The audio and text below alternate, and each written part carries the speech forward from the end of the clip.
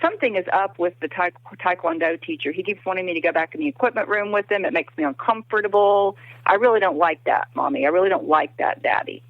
Because that attachment relationship can actually then be used. It's a preventive, it's protective for adverse experience or traumatic experience. And then if something still happens, then that relationship, if a child has that secure attachment, can come to the parent to let them know immediately, then you can begin to put intervention in place.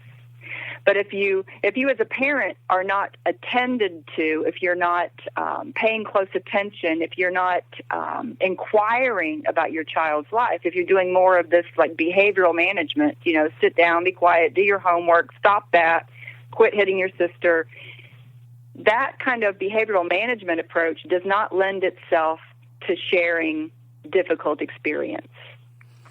And so I coach parents on how to develop and maintain that kind of attachment relationship. So let's talk about a hypothetical scenario. You've got the kid who is hitting his sister. What do you suggest in that scenario? Instead of saying, or along with saying, stop hitting your sister, because, we don't want that to continue.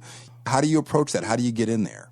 Well, what we talk about in this field and what I talk about with parents is a pattern of behavior, James, because everybody has a bad day. And little ones often don't have the ability to inhibit an impulsive response if they've had a bad day. That's pretty sophisticated brain development. And so if you've had a bad day at school and you come home and your sister gets in your face and you're 7 or 9 or 10, you are on a rare occasion, it's not an unusual thing to pop her. Certainly a parent would come and get on a child's level. You don't hover over children, from this, towering place. You get on eye level and you say, you know what? We don't hit. Hitting your sister is not an option. So now you get to do something for her, right? Whether that's, some chores she has to do. You need to make amends in some way, shape, or form because we don't hit. Now, that's an isolated incident. If you see a pattern of behavior where your little guy is just popping everybody all the time, where he's very impulsive, where he's very aggressive, then that's something that we need to look a lot closer at.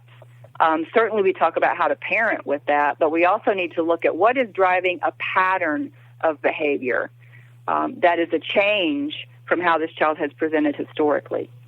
At that point, is the only option to seek professional help or assistance, or are there things that parents can do that could at least ameliorate a pattern if that appears to develop?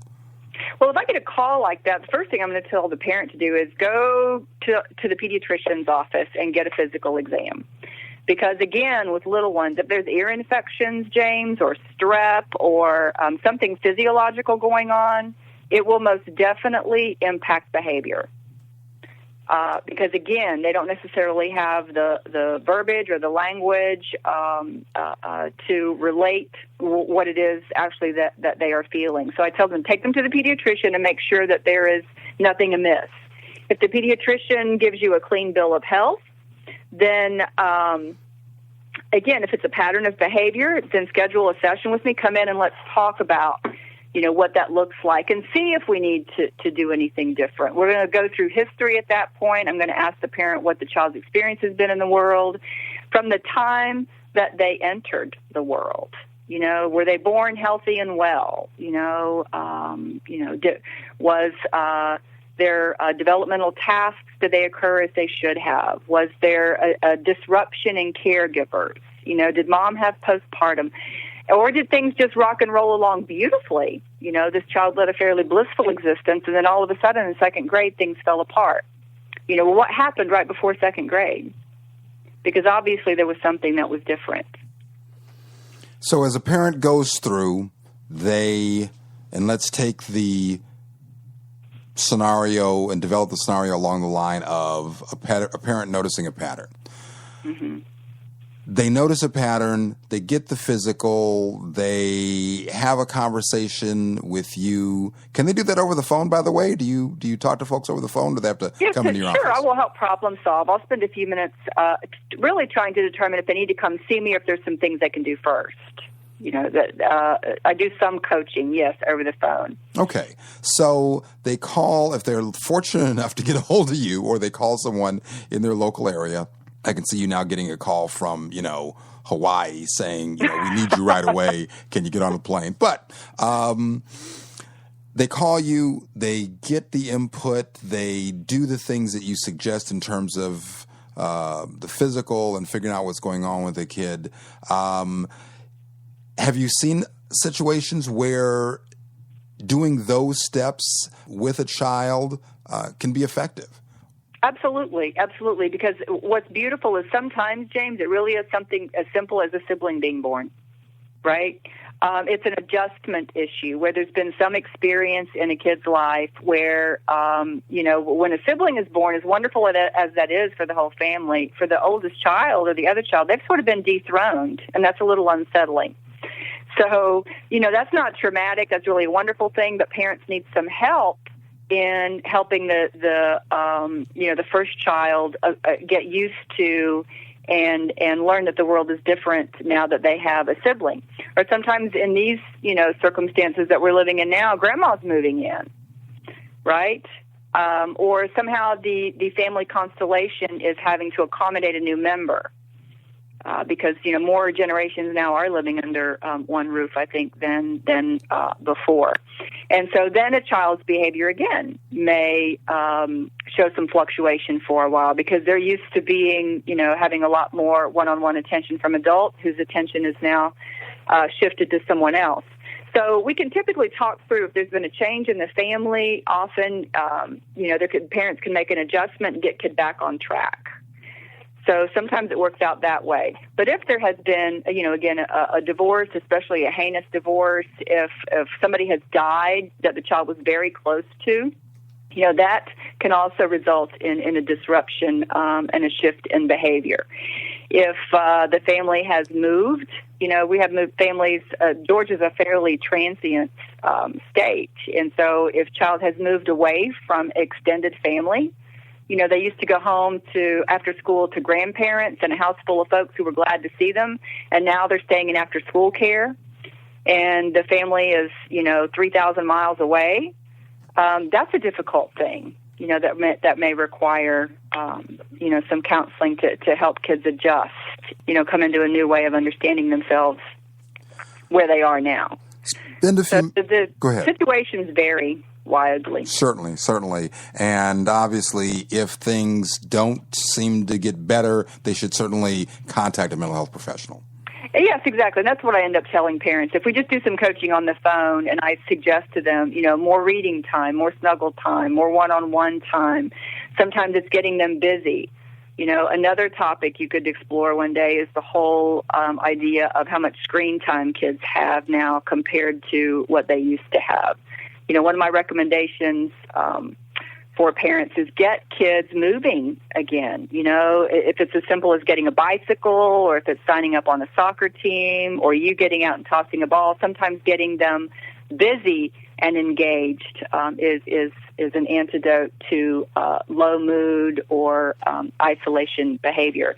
So if I do a lot of coaching on the phone, I will typically say to parents, and if things don't get better, in 30 days or so, call me back.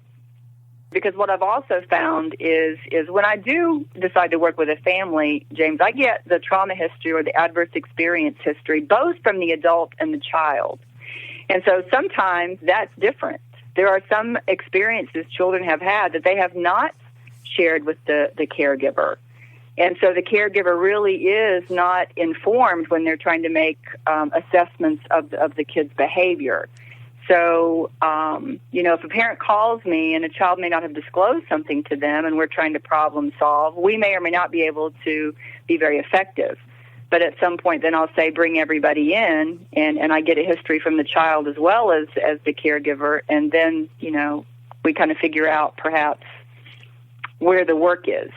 one of the best things we can do to both prevent bad things from happening to our kids and to really intervene quickly if something has happened is just to be attuned, spend time one-on-one without an agenda. We live in such a rushing, harried culture, at least the majority of us. People are just always on the run. And by the time everybody gets home at 7 or 7:30 at night and has dinner, they are often just wiped out. And so there are missed opportunities. You know, it's not a teaching moment when you're spending time in the way I'm talking about. You're not lecturing. You don't have your smartphone out checking your emails while you're talking to your kid. You're not in front of a screen anywhere. It is simply one-on-one with the child's agenda, whatever that is. That time spent is probably the single most thing that you can do to prevent adverse experience or the impact of with your child, and also to build a healthy brain. You know, children's brains develop interpersonally. You know, they come wired, sort of like the frame of a house. But what builds the drywalling, the electric wiring, the plumbing, the carpet, all that is built from interpersonal experience, that attachment relationship with the primary caregiver. So if you want to have a kid with a good brain, a good sense of self, you know, you have an attuned, attentive relationship. My guest is Denise Houston. She is in the Houston area, North Houston. I don't know, Houston Counseling Center. I got totally messed up. She's in the Atlanta area. She's north of Atlanta, the greater Atlanta area in Atlanta, Georgia. And by the way, she's online at denisehouston.com. Talk with me for a few minutes, in the few minutes remaining, about the parent who says, God, I listened to the show. Denise is wonderful. My kid's a teenager. I didn't do any of that stuff, or I don't think I did, or I feel like I blew it. And now they're 16 or 18 or 22. Now what? Is it too late? Can I recoup? Is there something I can do, or should I just sort of manage the crises as they come?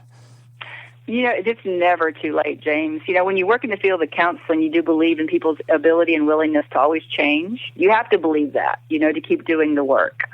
And so it's never too late. And the whole concept of neuroplasticity, which is, you know, how our brains change, and they change in relationship with each other, that tells us that there is always room for an opportunity for change. So I would say start today. I would say start today inquiring of your teenager. What is their experience in the world like? You know, how was your day? What went well today? You know, did anything happen today that you wish had turned out differently? Tell me about Zach, or tell me about one of your friends. In fact, invite your friend over for dinner. We're going to have your friend over for dinner because I would just love to get to know your friend. Plan trips or events. And if your teenager puts up resistance to that, don't get into a power struggle. Just say, you know, time with you is really important, and I'm getting ready in just a few years to turn you loose on the world. So while I've got you here, we're going to hang out. And so you can use humor, but you convey the message that you are important to me and we are going to spend time together. I want to know your friends. I want to know what your life is like. I want to know how I can be helpful. I want to know what you are wanting for yourself. You know, if you're 16, what are you thinking about, you know, for school? Or what are you thinking about you might want to do? And how can I help you kind of be getting ready for that? So no, it's actually a wonderful time to connect with your kid, but you do have to have a pretty solid sense of self and not give up easily, because teens, if you've raised kids, you know this, James, are very peer-oriented. Just a little bit. They don't think we know very much at that age. We get smarter as they get older. Yes. Thank God, yes. But they may put up some resistance. They don't have time. And I tell parents, just roll right on past that, you know. I hear that it's important that you hang out with your friends Saturday night. Well, that's okay. Do that. But give me Sunday afternoon. Sunday afternoon, you know, you're all mine, 12 to 4 or whatever. We're going to go hiking, because doing things with teens, actually and younger kids too, while you are engaging them in relationship is a lot easier, a lot more pleasant. You often get better brain development when you're moving. You know, you can ask your teen, give me 3 things that are interesting to you. And if they say zip gliding, you go zip gliding, right? If they say bowl